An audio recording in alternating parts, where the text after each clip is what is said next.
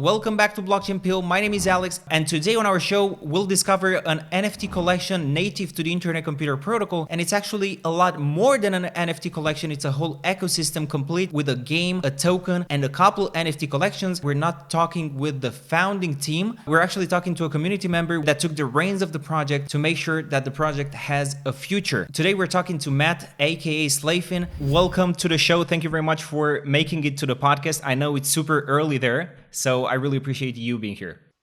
Yeah, of course. I've been awake for about 20 minutes now, so I'll give it my best shot. The first thing I want to talk about for the people that are new to the ICP ecosystem and may not know about what Boxy Dude is, it's a pretty big ecosystem. It's more than an NFT collection.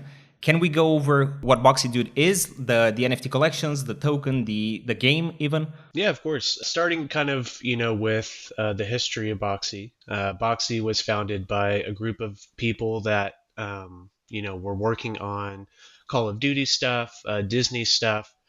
So they had a pretty big resume of the design work that they've done in the past. I want to say probably around 3 to 4 months in, the community didn't have the best reaction to how they handled things. So they were really close to Meme Cake at the time, and Meme Cake asked if I wanted to take over the project. And upon doing that, we had a really good reception. I was able to provide consistent updates to the community, and that was around the time that I had personally launched the Boxy Lands shortly after. So that is one of our collections.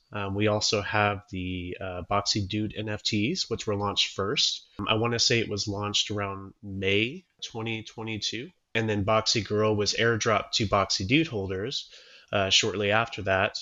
And then we have the Boxy Token. The previous one was the DIP20 contract.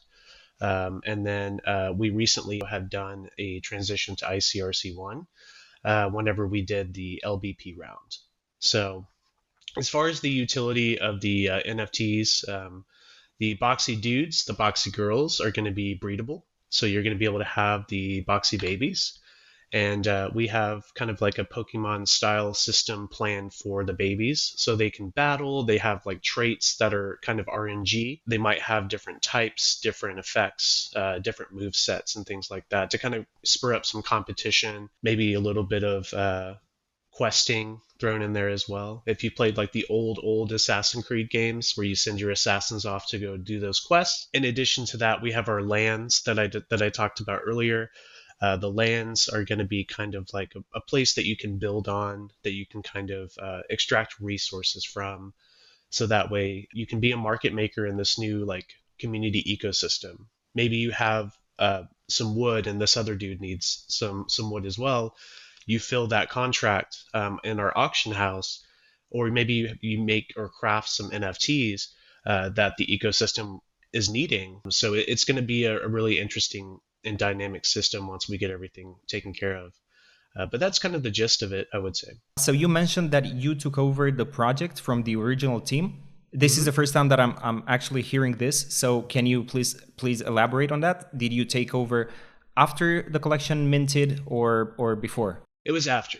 So after the token had been minted, after I want to say Boxy Dude had been minted. I can't remember if it was around the time we did the Boxy Girl airdrop, but it might have been after that too. I was really close to the Meme Cake team, now Sonic at the time.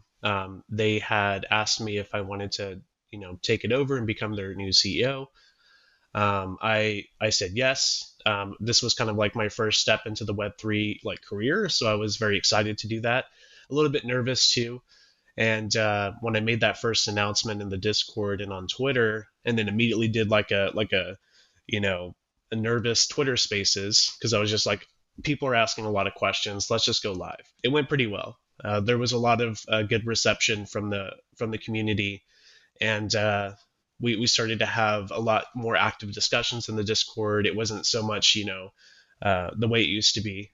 If you weren't in there. We also formed a lot of different partnerships within the community as well. There were a lot of burned bridges between a bunch of different communities, and now I kind of feel like that's all resolved. I continue to try to work with the old Boxy team. They provided a couple of different animations and a couple of different deliverables, but the communication was the biggest issue for me, and that's whenever we decided to part ways. Are you guys like on good terms? Um, so I was trying to, work with them, to be honest with you, and um, like they did provide us some animations, but that was it, and I think for us to really progress, we gave them the task, just for transparency, we gave them the task of making some different skeletons, like Boxy Dude skeleton, Boxy Girl skeleton, Boxy Baby skeleton. So we can transition those into a 3D environment. And they just didn't have the expertise to make game ready assets. And with all the expertise that they had claimed in the Discord, whenever I was looking at like their little bios that they had, it just didn't add up. So there was definitely some stuff going on there that I didn't appreciate. So because of that, I decided that it would be best for us to just stick with IDS, because um, even if your partner in a relationship like a project is skilled and talented, if you can never communicate with them and it just doesn't seem like the results are actually what was promised, um, it does delay things for the community. So for the community, I made the executive decision, we weren't going to work with them anymore. It's unfortunate because, you know, like Ben Armstrong, if you've heard about all the drama with that, he had his YouTube channel taken from him. I don't want them to feel that way. I have nothing but respect for those guys. Like, I think that we left on good terms. But at the end of the day, it seemed like they had a lot more going on that prevented them from really putting a lot of passion and drive into this project. And then I met Mariana Stoll, of Inside Dark Studio, and we've been basically like glue. We have a really good shared vision, about where we want to take this, and he is a wonderful game designer, and he has a wonderful team. So I joined that team as their CMO, and we've been also working on some other campaigns. So it's a really good relationship, I would say. It's actually interesting to see how many things can happen in the Web3 space. And talking about the Web3 space, you took over a project which was, well, quite big. I remember when it launched, there was a lot of people were talking about it. Uh, how were you confident to be able to take over this project? Like, what is your past experience? What is your background? Yeah, so during the day, I work as a supervisor for a e-commerce company. So I'm constantly doing a bunch of interviews. I'm constantly managing my agents and making sure that they are able to grow their skills and things like that. So I'm constantly scouring Slack, answering questions, providing support to my team, providing updates in our team channel. So I have a lot of experience professionally with just communication online, because we had to go to a remote environment after the pandemic. That would be my professional experience. I've personally been in the ICP community since Genesis.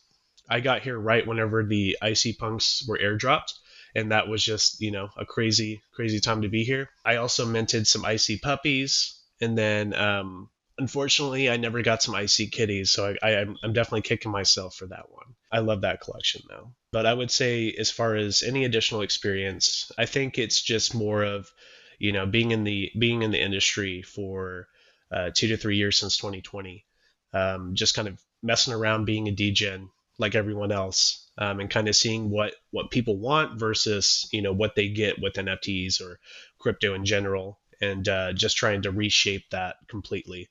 But I've been on VeChain. That was my first NFTs I ever bought, was on VeChain. Surprisingly, they do have NFTs. I went from there to Solana, and then I went to Cardano shortly after that, and just kind of mingled with the communities. Um, and then after kind of leaving Ethereum and finding ICP, that's where I started to build my network, and here we are. What would you say the benefits of building something on the internet computer is compared to building it anywhere else? Like, why did you choose the internet computer to keep developing this project? With ICP, we have a very niche, or like a very interesting market dynamic, because when I've used ADA as an example, when I'm trading NFTs, you have to send one ADA and then you also have to like have enough for the listing requirement, which is like 2 ADA, and it's just like it just keeps stacking on. And when you're a degen, you're constantly listing, you're constantly buying things, so those additional fees just they're not fun, especially at that time whenever ADA was like over $1. Now it's like, I don't know, 20 cents, I don't know. Solana, same thing. You have to have gas. Ethereum, you have to have enough gas.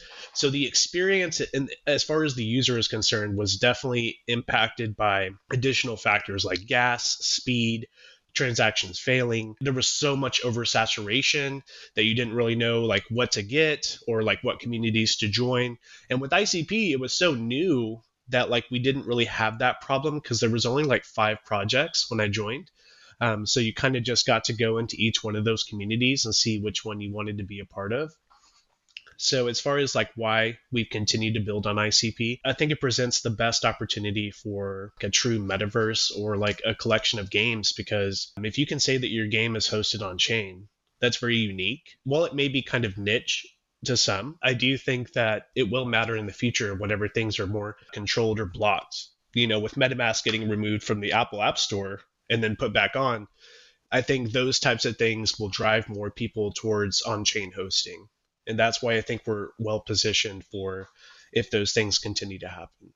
One of the big benefits of building on the internet computer is, of course, as you mentioned, the reverse gas fee. So if you are in a normal game and you have to keep paying just to basically do stuff, that's a no-no for a lot of people. But what is the big deal, in your opinion, with having games be hosted on the blockchain? Like for the normal viewer, like why should they care that a game is hosted on the blockchain?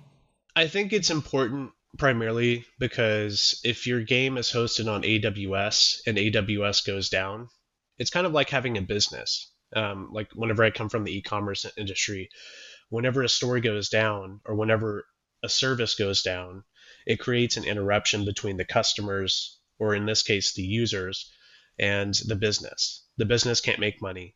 The users can't participate. With this, unless for some weird reason ICP went down, we would be kind of on our own little island if AWS crashed or was hacked, or Microsoft Azure went down, or just all these different systems.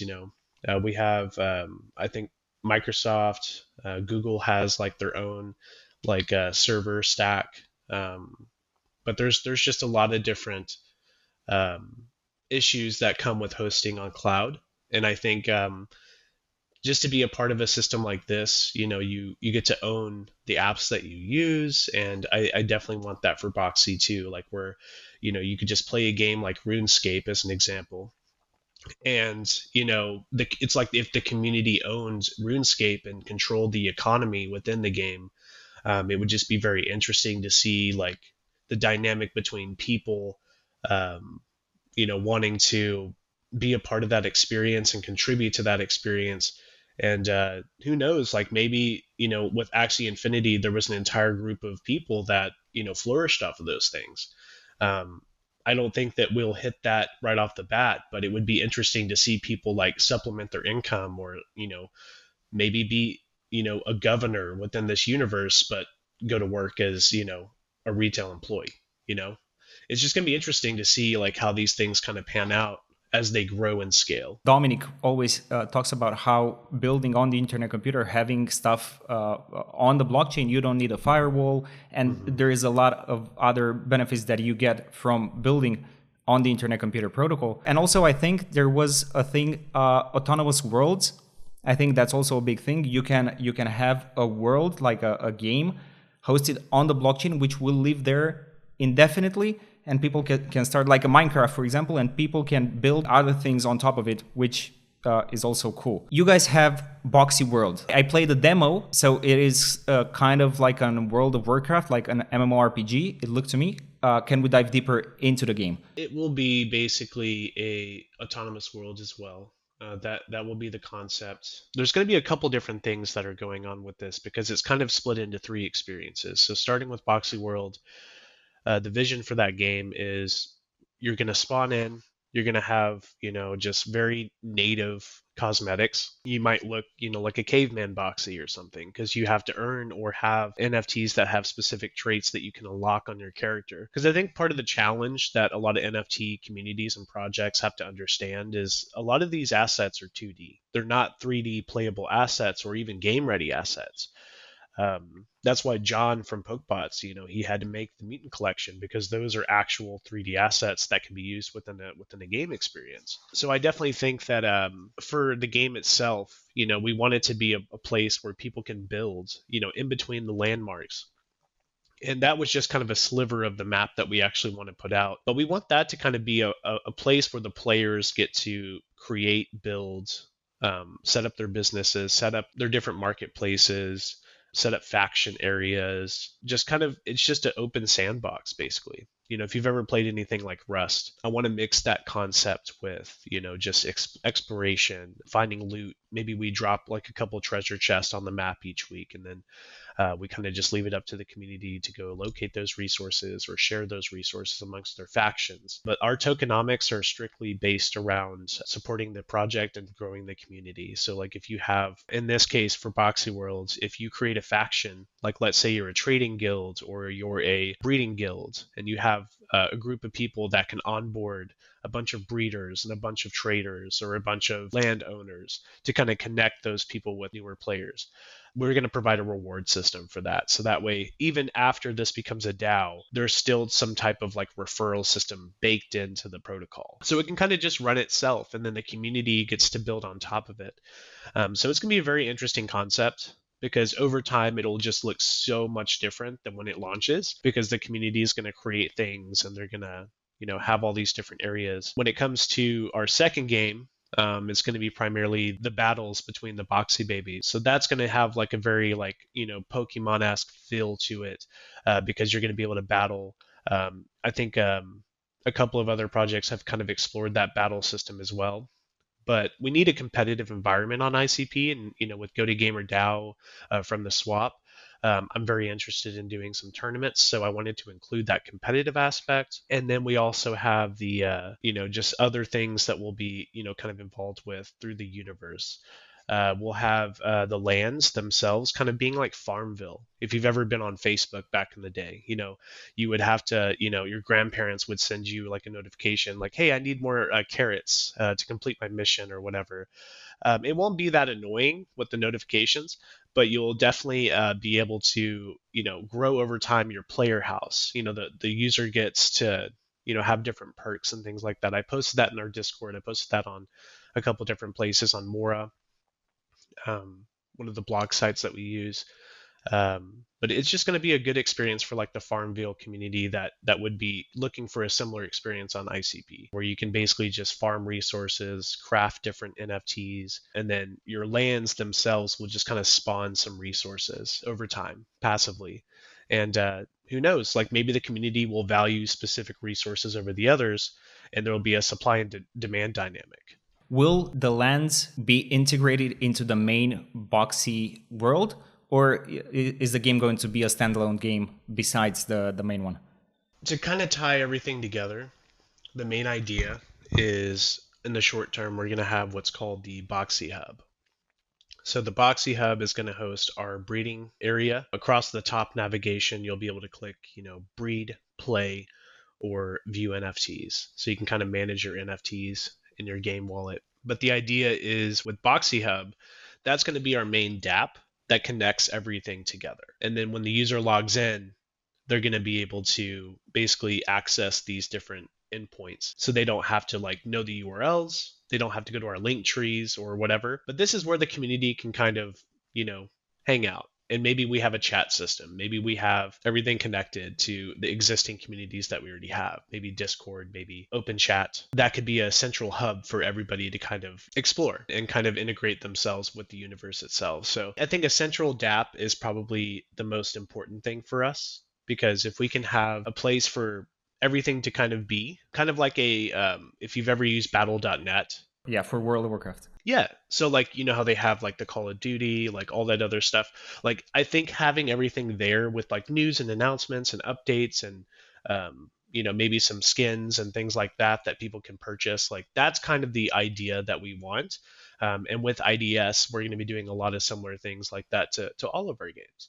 So I think having that as an in-browser standard would be very interesting, because when you don't have to download anything, it really removes a lot of barriers from what device you're on versus like what your situation is, because not everyone has the requirements to be able to do those types of things. So I'm very interested to see how that works on mobile. So you actually wanna launch the games on mobile as well? Yeah, we want to have everything compatible with mobile as well as desktop, because since this is all going to be running in browser, we just have to make the experiences more responsive to the device that's being used. And I think that's a huge, huge thing, because if we are exclusive to browser and desktop only, then we alienate a lot of our audience that could be potentially using our product. So we want to be very dynamic and flexible when it comes to those things.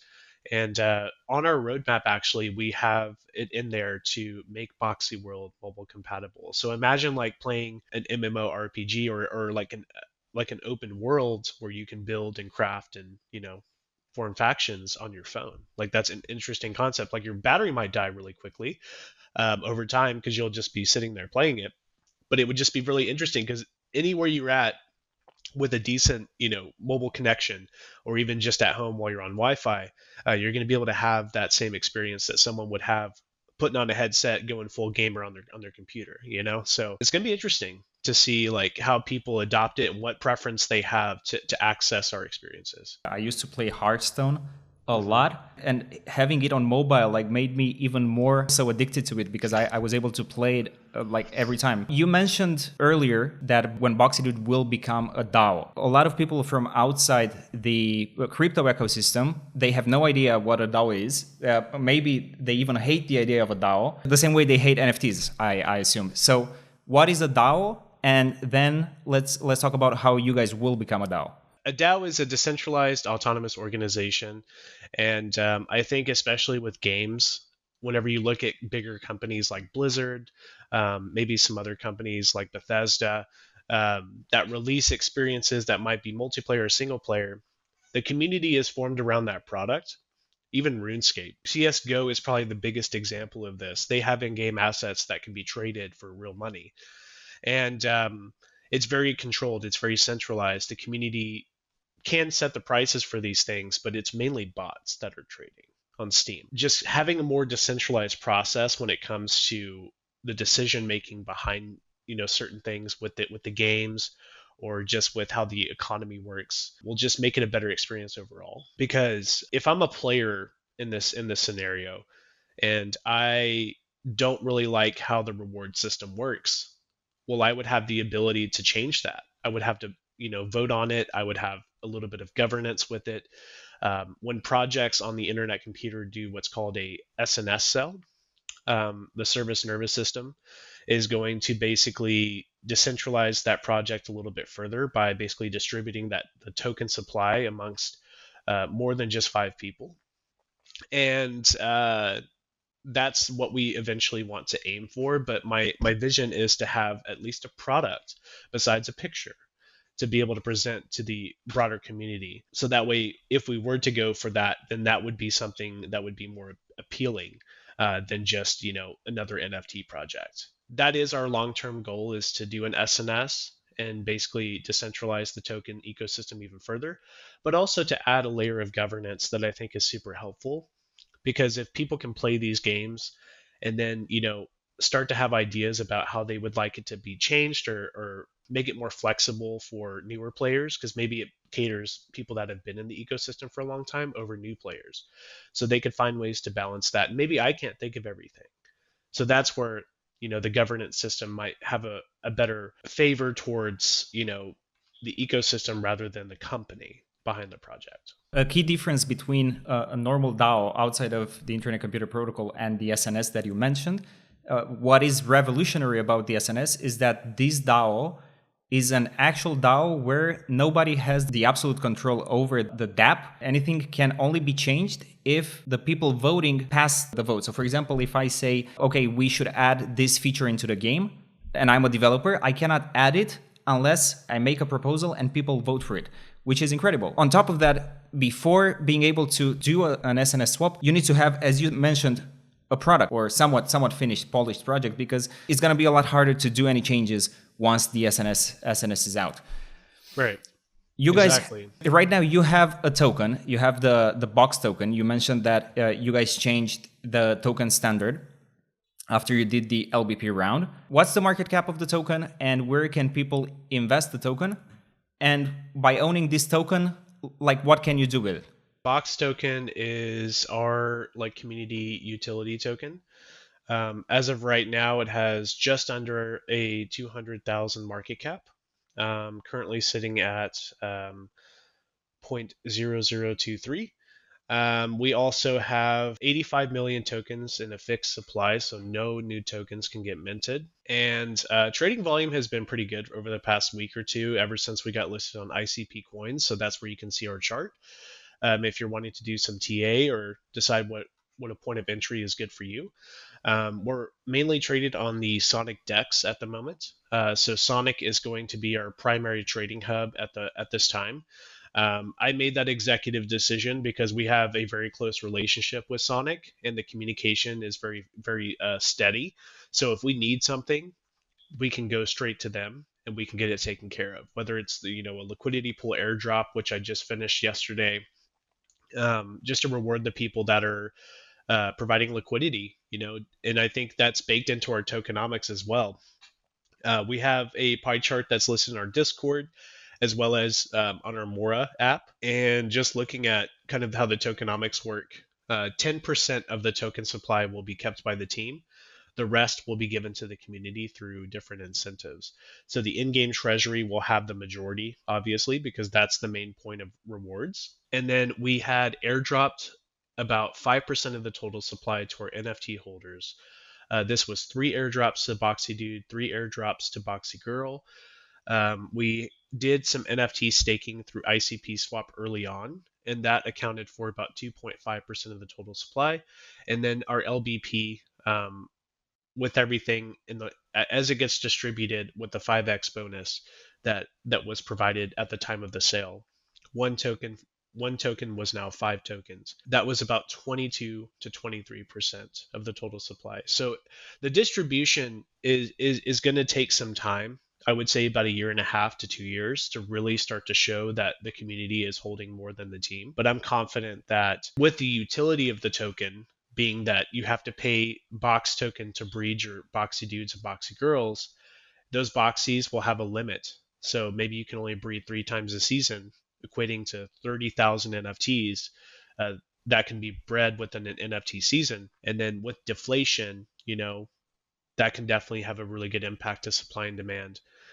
When it comes to, player-to-player trading, users are going to be able to, have a bunch of resources. They can sell it for Box token. Then when it comes to governance, when we do our in-game voting, maybe we have a minimum requirement of 250 bucks, whatever the equivalent of like 1 ICP would be. We could have that go to like a community DAO treasury. And then once the votes are basically taken place, maybe we can have that distribution go back to the community. But just to showcase like what the community wants, maybe it locks it into a smart contract or something. But it's going to be a utility token. It's a governance token. It's going to be used by players to basically store their value, as well as extract their values from the game itself. But for the most part, that's kind of like what our overall plan and vision is for the token and the games. 200,000 market cap is like extremely low in crypto terms. And of course, this is not financial advice, but for the people looking to buy the Box token, like this is the absolute lowest that they will ever be able to find it and to take part into this ecosystem. If you were to recommend somebody who wants to join the Boxy Dude ecosystem, would you recommend they buy an NFT or get exposure to it through the token? I wouldn't buy anything. I would ask them to come to the Discord and just, see if this is a community they want to join, because overall, like the first thing I do when I join a new community is I go check out their Discord, I go check their Twitter, if they're active, things like that. What are the community members like? I think a lot of people will, mesh really well with the people that we have as our active chatters. And then if they want to be a part of it, I think, the best way to get involved is to probably go onto Tonic. and we do have boxy girls, boxy dudes. Um, I always like to just get. I'm like a floorer, as they call it. I get like one of everything, and then if I really like something, I go and I buy like maybe a more rare one. But the good thing about this project is rarity, while it is important to the collectors, it will not have any kind of impact on the experience that you have other than cosmetics. So I think that's a really good thing to mention. Just because you have an original boxy dude, one of 62, it doesn't really give you any advantages other than you look really cool, right? And I think that's super important. The lands are probably one of my favorite NFTs because that's one that I launched. That was something that I had a lot of say over and control over whenever I took over the project. So I'm always going to be partial to that. And some alpha. We also released a 420 collection of my dog Bobo NFT, and we do want to introduce pets at some point because I think that's important. Just to have like a little companion that might be running around with you in the game that you might have to take care of, like Tamagotchi style. So if you don't take care of your Bobo, maybe he goes and finds a new owner, and that gets airdropped to them. I don't know. That would We'll be do so some. cool. Yeah, so you have this NFT, and then all of a sudden, like you didn't pay attention to it, and wait, where's my NFT? That would be so cool. He goes to the puppy orphanage or something like that. But I just think, with NFTs and gamification, there's going to be a lot of really cool things that you can end up doing.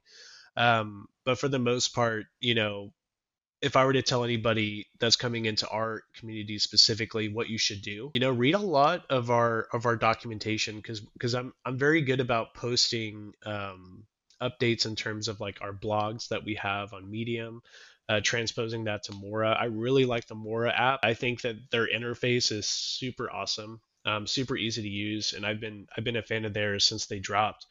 So I've been publishing a lot of our content there. So I would say for a new person, go there, check out our Discord. If you're wanting to participate, by all means, we do have a token. We do have 3 different collections. We would love any support that you could give us. But most importantly, when you do anything like that, you got to check the community vibe because if it's dead, it's not fun. One thing that I'm curious because there are already quite a few tokens on the Internet Computer Protocol, and although some of them have trading volume, most of them don't, and I'm not really sure why we haven't seen more tokens get listed, at least on Coin Market Cap, CoinGecko, let alone on any centralized exchanges. So do you have any idea why that is, and do you have a plan to get the Box token on any centralized exchange? We are listed on CoinMarketCap. We just don't have a live price feed showcasing the price because I think that's something that Sonic is working on. So they're going to try to send a price feed, and hopefully we can get that connected.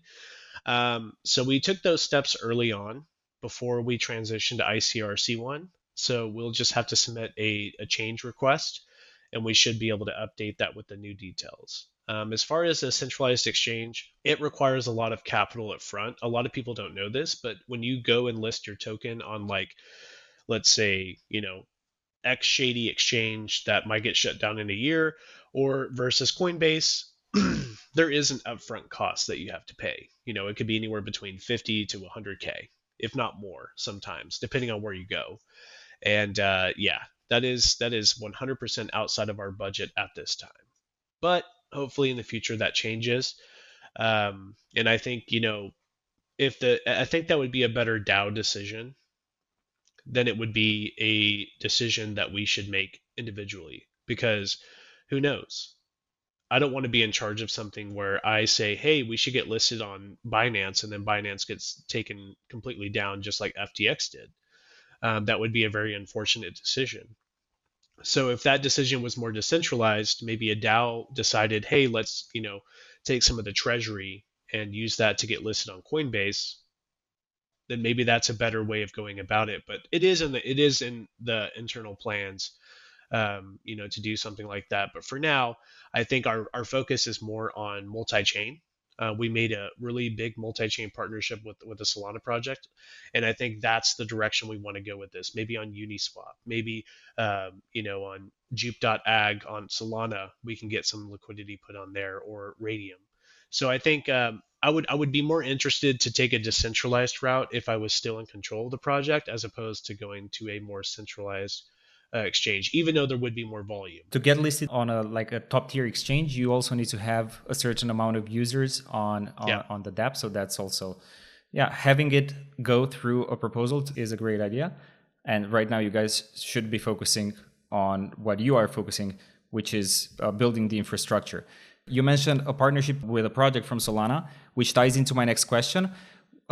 What's the plan to onboard more people to both the Internet Computer Protocol, but also to the Boxy ecosystem? And then tell us more about the partnership. When you've been in the ecosystem, and you'll probably know this too, for a certain amount of time, it's like you've kind of reached everybody, right? And you kind of, if they have your collection or not at this point, it's kind of like, okay, this is our cap. You can do a really cool couple of promotions and things, and that might get like maybe 10 or 15 more people to jump on the bandwagon. But that's pretty much it. And that's just how our ecosystem is right now. It's really small. I think that projects are limiting themselves by just remaining in one Discord all day long and not even appearing on Twitter. We've tried Threads, we have a TikTok, we have a YouTube channel. Nowhere close to the quality of viewers, I'll tell you that. But we have it. We have some type of content on every platform. And I think that's something that I've tried to do really early on because, I don't really know too many other projects besides the swap, or even some of the influencers like Blockchain Boy and Aaron that have, come onto the ecosystem that have actually moved into that TikTok world. Because that's where things go viral. That's where it gets a lot more eye traffic. Whenever Threads came out, for the whole week that it was popular, me and the swap, we were just farming hardcore over there and just basically posting some stupid stuff. And we got like close to 1,000 followers, and then we hit that cap and then everyone stopped using it. And I was like, all right, cool. That's just how it works, And we love Discover. They have some interesting things that I'm very excited about. They have Discover Live, where you can do Twitter Spaces, so we're going to do that. They also have some really cool features coming in the next couple of weeks that I think the whole community will be super excited for. And that kind of leads into my next thing about partnering with different blockchains, different projects on different chains. We formed a strategic alliance with the project on Solana that kind of had the same experience that we had, where the community had to kind of move the project forward. And this was a project that I invested in probably last year or a year before that. And the original founding team, one of the devs had rugged and caused a lot of problems. And the whole community kind of came together, reminted the NFTs on a new contract, so they weren't getting the money anymore from the sales. And they're Red Panda Squad. So Red Panda Squad is one of the most OG collections on Solana. It was like one of the top projects before that unfortunate situation, with us kind of picking up the sticks from the old founders and trying to move forward with that on ICP. I thought it would be an interesting dynamic where some of their community members and some of our community members can kind of coexist and start join each other's Discord. I set up an open chat for them. I set up a Discover portal to kind of onboard them into the ICP community. And I think, they really like it. They said it was really cool. They use Telegram a lot. So this open chat system was like really easy to use for them. And I think, as far as our partnership is consisting of, it's just going to be, more so just blending our communities together. Inside Dark Studio is actually building a game for them, some extra alpha. It's going to be an on-chain game. They're going to be the first Solana project to have a wallet connection on Internet Computer where the game is being hosted. So I think that'll be a really interesting dynamic where you can connect with Phantom, which is like their plug, and basically have it read your NFTs, have it save your progress in your account, but the game itself will be hosted on chain on ICP. So that's what I'm trying to do for the entire ecosystem, is trying to get some different projects to start building on ICP, and we're going to help them on board. We're going to help them, just be successful in an ecosystem like this one. But I think it's a good treat for us because it's something different. And this is something that another ecosystem values a lot. Somebody out of everybody who's building will make something great, which will bring hundreds of thousands of people in the ecosystem. And then everybody who's still here will welcome the new users with open hands. You mentioned Inside Our Studio many times. For the people that don't know anything about them or have limited knowledge of them, who are they and how was your relationship with them building the Boxy universe? How did we meet? This is a this is like 6 or 7 months ago, I want to say. I found his old collection, or his collection that just launched on Tonic, and it was called Hollow's End. And I started looking at their website, and I was like, dude, this is like really good. Like this website is kind of fire.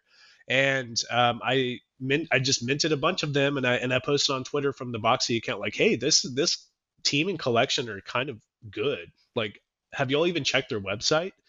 And he reached out to me, and I think I got connected with him shortly after that. We kind of hit it off. We had a lot of similar views. We showed up every single day. We talked about things, and it was just kind of like a collaborative thing. We went back and forth for a couple weeks, and then we are like, hey, dude, like, you want to work together? Like, I'm definitely looking for a game developer or a studio to help us kind of foresee our vision. And he took that on, for free. He was just like, yeah, I got you. I'm going to help you. And I was like, all right, cool. Well, thank you for getting us to that place. And I truly believe that without his team, we would be in a very bad situation. I don't think that we would have as much success as we have, because as a founder or as a new CEO of a project, you can only do so much. A lot of what takes place is behind the scenes, and you have to have a good development team. And ever since that, we've been working with them, and the Sonic team, of course, things have gotten a lot better, because IDS is, about 40 people deep right now. And that's one of the biggest gaming studios on ICP or in general. So I think with IDS, they're just a really passionate group of people that really care about gaming. They really care about quality.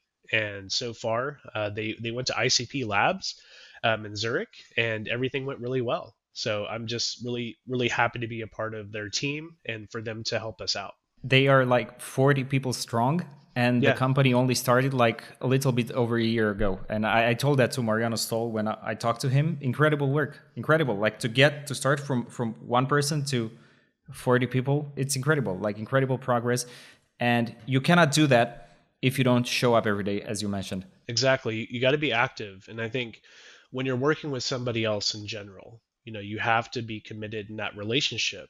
And that's why I think it didn't work out for the previous team, because I was showing up every day. I was always active in the Discord. I was building those relationships and partnerships, but it wasn't reciprocated. Now I do feel that with Stoll's team, because they're very you know they're very passionate people. Like they want to become the next Vulcan Forge. They want to be bigger than Vulcan Forge, which is one of the biggest Web3 gaming studios that we have on Polygon and VeChain.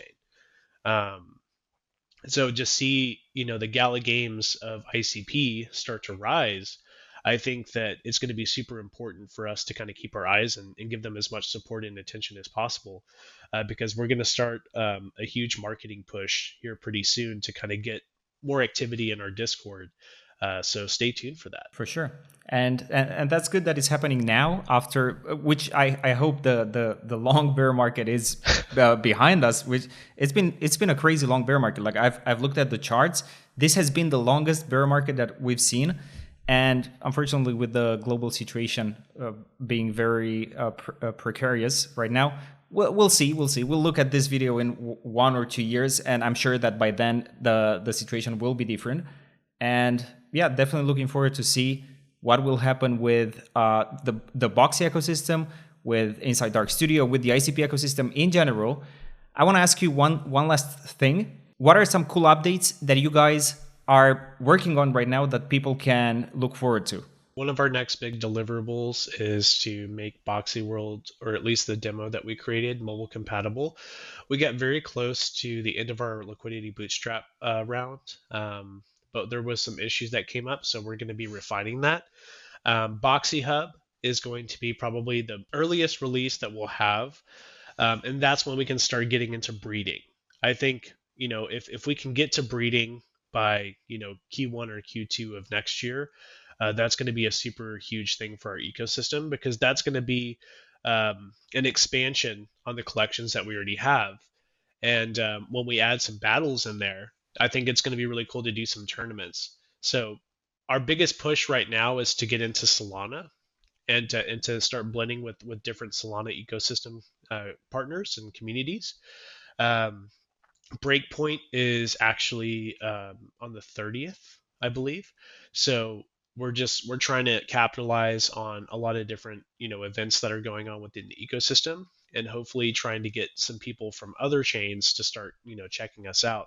Because I think, one long-term goal that we have is to be chain agnostic. We can use infrastructure from each blockchain that benefits the project and ecosystem that we're creating without being, maximalist on one particular network. And those are probably the more recent things that will be coming. But we do have everything posted in our Discord. We will have um, like the marketplace, the seasonal marketplace, the CKBTC integration, where people can purchase things like skins with CKBTC. Um, and then, of course, we're going to be doing multiplayer as well. So it's not just going to be a single player experience where you're walking around and seeing random things update. You're actually going to get to play with other people. So within the next 2 quarters, I think that's going to be the most awesome updates that we'll have. For the new people that want to get in touch with you, what's the best way to do so? For people that want to get in touch with me, I'm always active in our Discord from this time, which right now it's around 7 CST my time, until I go to work, probably around 11:30. But I try to stay active in my community and my Discord. That's where I'm going to be active the most. On Twitter, people are more than welcome to reach out to me there. I'm always happy to onboard new people or just have a conversation about the project. But yeah, I am 100% approachable. I'm not hiding behind an avatar like a lot of projects will. I mean, you see who I am. People see who you are, and I think that that's an important thing that a lot of projects need to adapt. Like if we're selling things to the public, or if we're asking people to join our communities, we have to be open and transparent. So yeah, that's pretty much how they can find me. Slayffin, it's been a pleasure to talk to you. Thank you for waking up so early to make it to the podcast.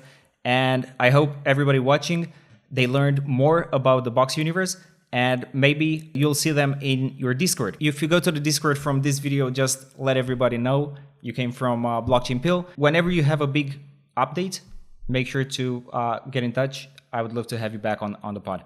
Yeah, of course, brother. Thank you. I hope you guys enjoyed this podcast and learned more about this amazing project. Thank you very much for watching, and I'll see you in the next video.